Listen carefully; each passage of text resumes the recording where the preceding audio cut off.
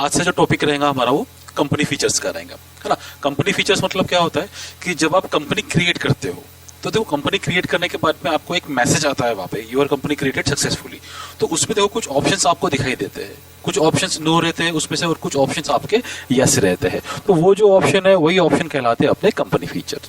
तो वो तो कंपनी क्रिएट करते समय आपको दिखाई देते हैं। वही अगर कंपनी क्रिएट करने के बाद आपको उन फीचर्स में जाना है तो यहाँ से जो गेटवे ऑफ टैली है यहाँ से आपको शॉर्टकट की प्रेस करना है F11, है ना। तो देखो यहाँ पे लिखा हुआ है कंपनी फीचर्स, तो इन्हीं को हम लोग कंपनी फीचर्स भी कहते हैं और इसी को हम लोग F11 फीचर्स भी कहा जाता है यहाँ पे, है ना। तो दोनों नाम याद रखना, कंपनी फीचर्स भी और F11 फीचर्स भी यहाँ पे, ठीक है। अब ये फीचर्स क्या होता है कि जैसे हम लोगों ने जो क्रिएट के ऑप्शन देखे यहाँ पे, तो क्रिएट के ऑप्शन में क्या देखा हम लोगों ने कि हमको अकाउंटिंग करना है लेकिन कुछ एडवांस ऑप्शन के साथ में अकाउंटिंग करना है। तो हम लोगों ने ये क्रिएट में जितने भी ऑप्शन है वो एक एक करके सीखे थे यहाँ पे, ठीक है।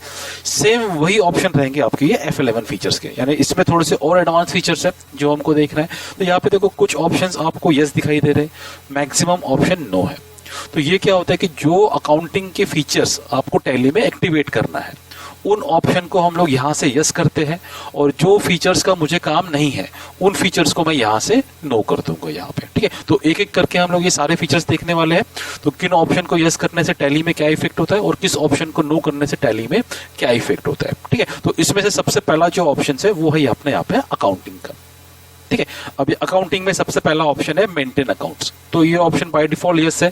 अगर मैं ये ऑप्शन को नो करूं यहाँ से, देखो जैसे मैंने ये ऑप्शन को नो किया तो देखो ये नीचे के जो सारे ऑप्शन है वो नो हो गए, है ना। तो इसका मतलब क्या है कि इस टैली के अंदर में अगर आपको अकाउंटिंग फीचर्स का यूज नहीं करना है तो ये ऑप्शन क्या रहेगा आपका नो रहेगा। लेकिन हमको अकाउंटिंग फीचर्स का यूज करना ही होता है यहाँ पे, है ना। तो हम लोग क्या करते हैं इस फीचर्स को यस करते हैं, ठीक है। तो अब जैसे यस किया तो ये ऑप्शन बस वही है कि मेंटेन अकाउंट्स यस रहेगा। तो आप नीचे के जो तीन फीचर्स दिख रहे हैं आपको, जैसे एनेबल बिल वाइज एंट्री है, एनेबल कॉस्ट सेंटर्स है और एनेबल इंटरेस्ट कैलकुलेशन है, इन तीन ऑप्शन का आप यूज कर पाएंगे।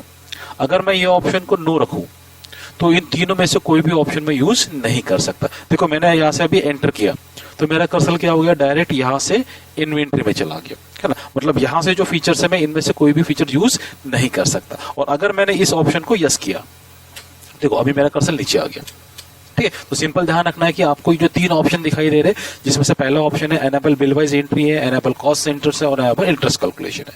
अगर ये तीनों ऑप्शन को यूज करना है आपको तो ये जो ऑप्शन है मेंटेन अकाउंट्स, इस ऑप्शन को क्या करना है आपको यस करना है, ठीक है। अब यस करने के बाद में जो सबसे पहला ऑप्शन है एनेबल बिल वाइज एंट्री, हम लोग आज ये वाला फीचर्स देखने वाले हैं यहाँ पे, ठीक है। तो ये बिल वाइज एंट्री क्या होता है, देखो इससे पहले हम लोगों ने सेल्स परचेस की एंट्री देखे थे। अब सेल्स परचेस की एंट्री में मुझे ये पता करना है कि मैंने किन किन लोगों को कौन कौन सी बिल का सामान बेचा है। मतलब जैसे मान लो मेरे पास में 10 लोग हैं जिनको मैं अलग अलग सामान बेचता हूँ। अब मुझे ये पता करना है कि मैंने रमेश कुमार को कौन कौन से बिल का सामान बेचा है, मैंने गणेश कुमार को कौन कौन से बिल का सामान बेचा है, अरे बिल नंबर के हिसाब से, ठीक है। और मुझे ये पता करना है कि रमेश कुमार का कौन कौन से बिल का पेमेंट आ चुका है, गणेश कुमार का कौन कौन से बिल का पेमेंट आ चुका है, कितना पेमेंट आ चुका है, कौन से बिल का पेमेंट बाकी है, और हो सकता है कि उन्होंने कुछ बिल का पेमेंट आधा किया हो तो कौन कौन से बिल का पेमेंट उनका आधा आ चुका है। यानी मुझे अभी बैलेंस तो चेक करना है कि टोटल उनसे कितना पैसा लेना है, लेकिन मुझे साथ ही साथ क्या चेक करना है कि उनसे कितना पेमेंट आना बाकी है और कौन कौन से बिल का पेमेंट बाकी है। यानी किस बिल का कितना पेमेंट आ चुका है, किस बिल का कौन सा पेमेंट बाकी है और किस बिल का पूरा पेमेंट आ चुका है। यानी मुझे अभी रिकॉर्ड तो चेक करना है लेकिन कैसे, बिल के हिसाब से मेंटेन करना है। तो यहाँ पर आपको चाहे वो डेटर्स हो या क्रेडिटर्स हो, उनका क्या मेंटेन करना है, आपको बिल के हिसाब से रिकॉर्ड मेंटेन करना है कि आपने किन किन लोगों से सामान खरीदा है कौन से बिल का और किन किन लोगों को आपको कौन से बिल का पेमेंट देना है। यानी तो डेटर्स के लिए भी अप्लाई हो सकता है और क्रेडिटर्स के लिए भी अप्लाई हो सकता है, ठीक है। तो यहाँ पे आज जो हम लोग प्रैक्टिस करेंगे वो डेटर्स के लिए करेंगे यहाँ पे, ठीक है। तो सबसे पहले क्या करना है, आपको जिस डेटर्स में एक्टिवेट करना है तो उसके लिए सबसे पहले F11 फीचर्स में जाके इस ऑप्शन को क्या करना है, आपको एक्टिवेट करना है। जब तक आप यहां से इसको यस नहीं करेंगे आप वो पार्टी के लेजर में उस ऑप्शन को एक्टिवेट नहीं कर सकते यहाँ पे, ठीक है। तो यहां से सबसे पहले हम लोग क्या करेंगे, इस ऑप्शन को एक्टिवेट करेंगे। एक्टिवेट करने के बाद में यस करेंगे और उसके बाद में ये बाकी फीचर्स है ना, तो एक एक करके हम लोग इसको यस करेंगे। अभी क्या करना है आपको, जो हमें काम का है यानी जो ऑप्शन हम लोग सीख रहे हैं खाली उसी को यस करना है। हाँ, उसके बाद में यहाँ पे जो इन्वेंट्री का ऑप्शन है ये वाला पहला, इसको भी यस रखना है आपको। अगर ये इन्वेंट्री का ऑप्शन आप नो रखोगे ना तो यहाँ पर आप इन्वेंट्री का कोई भी ऑप्शन यूज नहीं कर पाओगे, मतलब जो स्टॉक आइटम जो एंट्री है ना वो नहीं कर पाएंगे आप। ठीक है, तो यहां से हम लोग इसको यस करेंगे और यहाँ से फिर ये जीएसटी का हम लोग बाद में देखेंगे, तो इसको आपको जीएसटी को भी नो करना है ना, यानी सारे ऑप्शन आपको क्या करना है, नो करना है। और इस ऑप्शन को यहाँ से हम लोग क्या करेंगे, एक्सेप्ट कर देंगे। ध्यान रखना है आपको, मैक्सिमम स्टूडेंट्स गलती क्या करते हैं, इसको यहाँ से यस करते हैं और यहाँ से एक्सेप्ट नहीं करेंगे, स्किप कर देते हैं। तो स्किप करने से क्या होता है कि ये ऑप्शन एक्टिवेट नहीं हुआ है, ये ऑप्शन क्या हो जाता है, कैंसिल हो जाता है यहाँ से। ठीक है, तो ध्यान रखना है आपको, यहाँ से यस करने के बाद में यहाँ से एक्सेप्ट करना कंपलसरी है। शॉर्टकट की भी याद होना चाहिए आपको, कंट्रोल ए, ये शॉर्टकट की से सेव करने के लिए। तो मैंने यहां से एक्सेप्ट कर लिया। एक्सेप्ट करने के बाद में अब मुझे क्या करना है, जिस पार्टी के अकाउंट में मुझे बिल बाय बिल का ऑप्शन एक्टिवेट करना है, उस सबसे पहले उस पार्टी का क्या करना पड़ेगा, मुझे लेजर क्रिएट करना पड़ेगा। तो लेजर क्रिएट करने के लिए यहां से हम लोग क्रिएट में जाएंगे, ये जो लेजर का ऑप्शन दिख रहा है यहां जाएंगे। ठीक है, अब मैं यहां से कुछ 2-3 अकाउंट्स बना लेता हूं जिनके इसमें मैं वो उसको एक्टिवेट करूंगा। तो पहला अकाउंट बनाता हूं मैं रमेश कुमार का। ठीक है, अब इनको हम लोग सामान बेच रहे हैं, कौन रहेगा, बाकी लोग डेटर्स रहेंगे, है ना, ये याद होना चाहिए। तो ये रहेगा सेंड्री डेटर्स। अब इसमें देखिए, इससे पहले मैंने आपको बोला था कि ये सभी ऑप्शन को नो करना है ना, अभी नो नहीं करना है। क्यों नो नहीं करना है, क्योंकि हमें इसके ये जो रमेश कुमार है, इस रमेश कुमार के अकाउंट में हमको बिल के हिसाब से जो बैलेंस है वो हमको एक्टिवेट करना है। तो ये जो ऑप्शन यहाँ पे दिखाई दे रहा है ना, maintain balance bill bye bill, इस ऑप्शन को हम लोग क्या करेंगे, यस करेंगे यहाँ पे। ठीक है, फिर डिफॉल्ट क्रेडिट पे मतलब क्या होगा कि आप उसको उधारी कितने दिन की दे रहे हैं, जैसे 10 दिन की दे रहे हैं, 15 दिन की दे रहे हैं, महीने भर की दे रहे हैं, तो यहाँ पे हम लोग डाल देते हैं 30 डेज। ठीक है, यानी हम लोग उधारी कितने दिन की दे रहे हैं, 30 डेज की। और उसके बाद में क्या करना है, यहाँ से आपको एक्सेप्ट कर लेना है। अभी फिलहाल मैं एड्रेस वेड्रेस आप लोग अपने हिसाब से लिख लेना, मैं इसको एक्सेप्ट कर लेता हूँ यहाँ से। ठीक है, और क्या कर दिया मैंने, यहाँ से एक्सेप्ट कर दिया। ऐसे फिर दूसरा एक और लेजर बना लेता हूँ मैं, तो दूसरा बनाता हूँ मैं गणेश कुमार का। तो ध्यान रखना है आपको, आप जितने भी लेजर बनाओगे उन सभी के अकाउंट में ये जो ऑप्शन है ना, maintain balance bill bye bill, इसको कंपलसरी आपको यस करना है।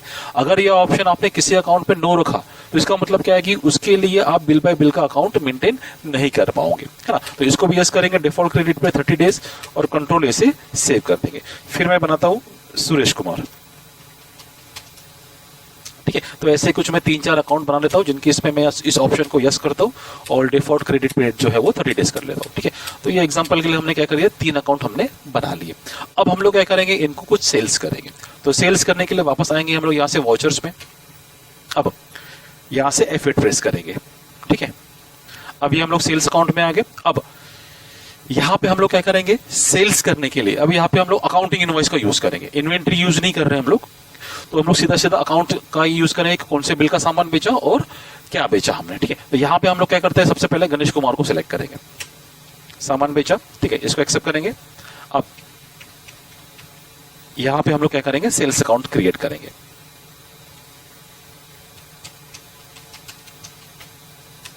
अंडर क्या रहेगा, ये सेल्स अकाउंट। ठीक है, अब कितने का सामान बेचा, मान लेते हैं हमने इसको 15,000 का सामान बेचा। अब वो कुछ भी हो सकता है। ठीक है, इन्वेंट्री में अगर हमने मेंटेन किया रहता तो इन्वेंट्री में फिर हमको स्टॉक आइटम भी क्रिएट करना पड़ सकता था। ठीक है, वो आपके ऊपर में, आप चाहो तो प्रैक्टिस इन्वेंट्री में भी कर सकते हैं यहाँ पे। ठीक है, तो इसको मैंने 15,000 का सामान बेचा और एक्सेप्ट किया। देखो, एक्सेप्ट करने के बाद में फिर हमने क्या किया, रमेश कुमार का सामान बेचा, फिर सेल्स किया। तो रमेश कुमार को मैंने सामान बेचा 16,000 का। ठीक है, फिर मैंने बेचा सुरेश कुमार को। अब देखो, ये जो बिल नंबर है ना, यहाँ पे जो सेल्स का ये जो नंबर दिख रहा है, ये आपका बिल नंबर है ना, ये बिल नंबर होता है ना। इसको मैंने 18,000 का सामान बेचा, हमने 3 बेच दिए। फिर से हम लोग क्या करते हैं, रिपीट करते हैं यहाँ से। ठीक है, फिर वापस मैं गणेश कुमार को सामान बेचता हूँ, फिर सेल्स करता हूँ, इस बार 6,000 का, यानी 3-4 की बिल की जो है मैं एंट्री कर लेता हूँ अलग अलग लोगों की। रमेश कुमार को भी सामान बेचा, यहाँ पर सेल्स किया हमने 6,500 का। ठीक है, फिर लास्ट हम लोग वापस करते सुरेश कुमार, सेल्स 5,000 का। ठीक है, तो हमने ऐसे कुछ सामान बेच दिया यहाँ पे। ठीक है, अब मुझे ये पता करना है कि मैंने टोटल जो मेरा बिल का आउटस्टैंडिंग है वो कितना है और किस व्यक्ति का कौन से बिल का अमाउंट बाकी है। तो अब मुझे क्या करना है, आउटस्टैंडिंग देखना है यहाँ पे। तो आउटस्टैंडिंग रिपोर्ट देखने के लिए आपको जीओटी से जाना है डिस्प्ले में, डिस्प्ले मोर रिपोर्ट्स में आना है। डिस्प्ले मोर रिपोर्ट्स में आने के बाद में यहां से आना है आपको स्टेटमेंट ऑफ अकाउंट। ठीक है। रिपोर्ट के लिए ध्यान रखना है, यहाँ पे देखो स्टेटमेंट ऑफ अकाउंट है और यहाँ पे स्टेटमेंट ऑफ इन्वेंट्री है। तो हम लोग अगर अकाउंटिंग के रिपोर्ट देखना है तो आपको जाना है स्टेटमेंट ऑफ अकाउंट पे, और इन्वेंट्री के रिपोर्ट्स देखना है तो स्टेटमेंट ऑफ इन्वेंट्री में जाना है। तो ये जो हम लोग फीचर्स अभी यूज कर रहे हैं किसका है, अकाउंटिंग का फीचर्स है। तो हम लोग जाएंगे स्टेटमेंट ऑफ अकाउंट्स में, क्या पता करना है हमको, आउटस्टैंडिंग पता करना है यहाँ पे। फिर रिसीवेबल है, पेएबल है। रिसीवेबल मतलब जिनसे पैसा लेना है और पेएबल मतलब जिनको पैसा देना है। तो ये डेटर्स की लिस्ट हो गई और पेएबल मतलब क्रेडिटर्स की लिस्ट हो जाएगी, ठीक है। तो अभी हमको डेटर्स के हमने मेंटेन किया तो हम लोग रिसीवेबल में जाएंगे। अब यहाँ पे देखिए, यहाँ पे टोटल आपको नाम दिखाई दे रहे हैं और यहाँ पर आपको ये बिल नंबर दिखाई दे रहा है। ये जो रेफरेंस नंबर है ना, ये आपके बिल नंबर है। मतलब गणेश कुमार को बिल नंबर 1 का हमने सामान बेचा कितने का, 15,000 का। यहाँ पे ये पेंडिंग अमाउंट दिखाई दे रहा है, मतलब इनसे पैसा आना बाकी है। टोटल जो है हमारा आउटस्टैंडिंग कितना है, 66,500। मतलब इतने लोगों से हमें इतना पैसा आना बाकी है। अब ये बता रहा है कि यहाँ पे कौन से बिल का कितना पेमेंट बाकी है। तो बिल नंबर 1 का 15,000 है, बिल नंबर 4 का 6,000 है, बिल नंबर 2 का 16,000 है, बिल नंबर 5 का 6,500 है, बिल नंबर 3 का 18,000 है और 6 का 5,000 है। किसका बिल है, यहाँ पे उसका नाम दिखाई दे रहा है आपको, ठीक है। यानी ये जो रिपोर्ट दिखाई दे रही है कैसे दिखा रही है, बिल के हिसाब से कौन से पार्टी का कितना बिल है। अब ये जो रिपोर्ट है ये टोटल आउटस्टैंडिंग की रिपोर्ट है। मतलब यहाँ पे आपको गणेश कुमार की भी रिपोर्ट है, रमेश कुमार की भी है और सुरेश कुमार की भी है। अब मैं चाहता हूं कि मुझे सिर्फ और सिर्फ रमेश कुमार का ही आउटस्टैंडिंग देखना है, मुझे बाकी लोगों का आउटस्टैंडिंग नहीं देखना है, मुझे सिर्फ रमेश कुमार का ही आउटस्टैंडिंग देखना है। तो क्या करना है, वही रिपोर्ट आप यहां से देखो, एक लेजर का ऑप्शन है, आपको यहां पे आना है। अब यहाँ पे देखो जितने भी डेटर्स रहेंगे ना उन सबके नाम रहेंगे। अब हमारे सिर्फ 3 ही डेटर्स हैं तो यहाँ पे सिर्फ 3 ही नाम है। मुझे किसकी रिपोर्ट देखना है, सिर्फ रमेश कुमार की। तो रमेश कुमार में एंटर किया, देखो तो यहाँ जो मुझे आउटस्टैंडिंग दिखाई दे रहा है, किसका दिखाई दे रहा है, सिर्फ रमेश कुमार का। यानी रमेश कुमार को बिल नंबर 2 का मैंने बेचा है 16,000 का सामान और 5 का बेचा है 6,500 का, ठीक है। ओपनिंग अमाउंट मतलब उसका बिल भी इतना ही था और लास्ट अमाउंट भी इतना ही था। तो हमें उसका कोई भी पेमेंट रिसीव्ड नहीं हुआ है यहाँ से, ठीक है। और यहाँ पे वो ओवरड्यू बताता है, जैसे हमने उसको 30 दिन का समय दिया था। अगर 30 दिन के बाद मैं चेक करता हूँ तो 30 दिन के बाद में उसका लिमिट कितना हो चुका है, कितना दिन उसका एक्सेस हो चुका है, यहाँ पर ये दिखाई देता है, ठीक है। अब ये तो हो गया आपका आउटस्टैंडिंग का रिपोर्ट। अब जब हम लोग इनसे पेमेंट रिसीव्ड करेंगे, क्योंकि हमें क्या करना है कि कितना पेमेंट रिसीव किया वो भी हमको रिपोर्ट में दिखाना है। तो जब आप पेमेंट इसका रिसीव्ड करते हो तो उस समय थोड़ा सा एक चीज का ध्यान रखना है आपको, ठीक है। क्या करना है आपको, वाउचर में आएंगे सबसे पहले हम लोग, यहां से हम लोग रिसिप्ट में जाएंगे। अब मान लेते कि मुझे गणेश कुमार का जो 2 बिल का पेमेंट था उसमें से मुझे 1 बिल का पेमेंट पूरा मिला और 1 बिल का पेमेंट उसने मुझे आधा दिया हुआ है यहाँ पे, ठीक है। तो कैश सिलेक्ट करेंगे, डेट में चेंज कर देता हूं 1/5 की, यानी अप्रैल में हमने सामान बेचा और मई में वो क्या करेगा, हमको पेमेंट देगा, ठीक है। अब कैश में किया, किससे किया, गणेश कुमार से। तो देखो यहाँ पे गणेश कुमार का करंट बैलेंस बता रहा है 21,000, मतलब उससे टोटल कितना पेमेंट लाना बाकी है, 21,000 बाकी है, ठीक है। अब 21,000 में से हम इससे 20,000 ले लेते हैं या 15,000 ले लेता हूं मैं इसे। 15,000 में से बाकी पेमेंट जो 5,000 रहेगा वो बैलेंस रहेगा। तो यहाँ पे हम लोग अमाउंट डालते हैं 15,000 और एंटर करेंगे। अब जैसे यहाँ पे मैंने एंटर किया तो देखो यहाँ पे आपके सामने में 4 ऑप्शन आपको दिखाई दे रहे हैं। एक एडवांस दिखाई दे रहा है, अगेंस्ट रेफरेंस दिख रहा है, न्यू रेफरेंस दिख रहा है और ऑन अकाउंट दिख रहा है। तो अब यहाँ पे क्या है, एडवांस मतलब क्या हो गया कि ये जो पेमेंट आपको 15,000 रुपए का दे रहा है वो एडवांस दे रहा है। तो हम लोग क्या सिलेक्ट करेंगे, यहाँ से एडवांस करेंगे। अगेंस्ट रेफरेंस मतलब क्या हो गया कि ये जो 15,000 आपको मिल रहा है ये बिल का मिल रहा है, अभी हमको क्या मिल रहा है, बिल का पेमेंट मिल रहा है। तो हम लोग क्या करेंगे, इसको अगेंस्ट रेफरेंस करेंगे, यानी ये जो 15,000 है ये हमें किसी ना किसी बिल में एडजस्ट करना है। तो हम लोग क्या करेंगे, यहाँ पे अगेंस्ट रेफरेंस का ऑप्शन यूज करेंगे। न्यू रेफरेंस मतलब क्या हो गया, ना एडवांस है ना ही कोई बिल का पेमेंट है, कुछ नया पेमेंट है। तो हम लोग क्या करेंगे, इसको न्यू रेफरेंस डालेंगे, ठीक है। ऑन अकाउंट मतलब आपको समझ में नहीं आ रहा है कि ये पेमेंट किसका है तो ऑन अकाउंट डाल दो। नहीं, न्यू रेफरेंस मतलब वो पेमेंट किसी और चीज का दे रहा है, ना ही आपको एडवांस दे रहा है और ना ही आपको वो बिल का पेमेंट कर रहा है, कुछ नया पेमेंट है। जैसे एग्जांपल के लिए, कुछ आपने जब सामान बेचा था उसको तो आपने गलती से जो प्रोडक्ट है उसका रेट कम लगा दिया था, है ना। मान लो मेरा कंप्यूटर 15,000 का था, मैंने उसको 14,000 का ही लगा दिया। तो क्या हो गया, फिर बाद में मैंने बोला कि नहीं भैया मैं आपको क्या किया, 1,000 रुपए कम लगा दिया। तो अब वो 1,000 रुपए आपको एक्स्ट्रा दे रहा है, तो 1,000 रुपए जो एक्स्ट्रा मिल रहा है क्या वो बिल का पेमेंट है क्या, फिर वो आपको नया न्यू रेफरेंस में डालना पड़ेगा, उसको आपको ऐसा रेफरेंस बनाने पड़ेगा। अब वो वाला अपना वो अलग पार्ट हो गया, वो डेबिट क्रेडिट नोट का इश्यू हो गया, लेकिन यहाँ पे वो न्यू रेफरेंस मतलब कोई नया इश्यू, नया कुछ पेमेंट मिल रहा है आपको, ठीक है। तो अभी जो पेमेंट हमको मिल रहा है किस चीज का मिल रहा है, बिल का मिल रहा है। तो हम लोग क्या करेंगे, अगेंस्ट रेफरेंस को सिलेक्ट करेंगे। देखो जैसे ही मैंने अगेंस्ट रेफरेंस सिलेक्ट किया तो उसके जो 2 बिल पेंडिंग थे, हाँ, अभी हमने 15,000 का अमाउंट लिया है, लेकिन उसका पहला बिल ही 15,000 का है ना। तो जो दूसरा बिल है हमारा, सिर्फ यहाँ पे एक ही बिल हो पाएगा। तो हम लोग क्या करेंगे, एक बिल एंटर करेंगे। तो यहाँ पे हमने 15,000 लिखा और पहला बिल ही 15,000 का है, मतलब पहला बिल पूरा हमको मिल चुका है, इसको एक्सेप्ट कर लेंगे। अब दूसरा कोई एक और रिसीव कर लेते, कैश रिसीव कर लेता हूँ, रमेश कुमार का 22,500 है, तो मैं 20,000 रुपये से रिसीव कर लेता हूँ। तो 20,000 किया, एंटर। क्या करेंगे हम लोग, अगेंस्ट रेफरेंस। देखो दो बिल है, पहला बिल 16,000 का है, दूसरा बिल 6,500 का है। तो पहला बिल हम लोगों का पूरा क्लियर हो गया, मतलब उसने पहला बिल जो 16,000 का था उसका पूरा पैसा दे दिया। अब फिर से अगेंस्ट रेफरेंस करेंगे, फिर 5 नंबर का बिल। तो 5 नंबर का बिल है 6,500, जिसमें से 4,000 हमको क्या हो गया, रिसीव्ड हो गया। ठीक है, एक्सेप्ट कर लिया। देखो यार, इसमें क्या समझ में आ रहा है, दूसरे बिल का जो था 16,000 पूरा पेमेंट आ चुका है, पांचवें बिल का कितना पेमेंट आया, सिर्फ 4,000 आया। इसको एक्सेप्ट कर लेंगे। अब फिर से हम लोग आउटस्टैंडिंग रिपोर्ट देख रहे हैं कि कौन से बिल का कितना पेमेंट आ गया और कौन से बिल का पेमेंट बाकी है।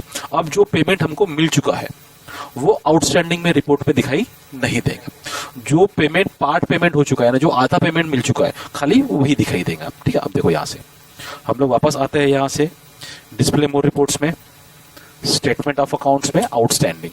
ठीक है, तो क्या करेंगे, यहां से रिसीवेबल में जाएंगे। देखो अब यहां से मुझे क्या करना है, डिटेल देखना है। तो यहां से क्या करना है, आपको ऑल्ट F1 प्रेस करना है। तो ऑल्ट F1 से क्या हो जाएगा कि आपको ये समझ में आया कौन से बिल का पेमेंट आ चुका है और कौन से बिल का पेमेंट आना बाकी है। तो ये जो 6,000 दिख रहा है आपको, देखो यहाँ पे आपको सिर्फ क्या दिख रहा है, अप्रैल में सेल्स की एंट्री दिख रही है। लेकिन अगर नीचे आप देखेंगे, यहाँ पे ये देखो, अप्रैल में सेल्स की एंट्री दिख रही है, रिसिप्ट नंबर 5 था, सॉरी वाउचर नंबर 5 था। और ठीक उसी के नीचे 1 मई रिसिप्ट है यहाँ पे।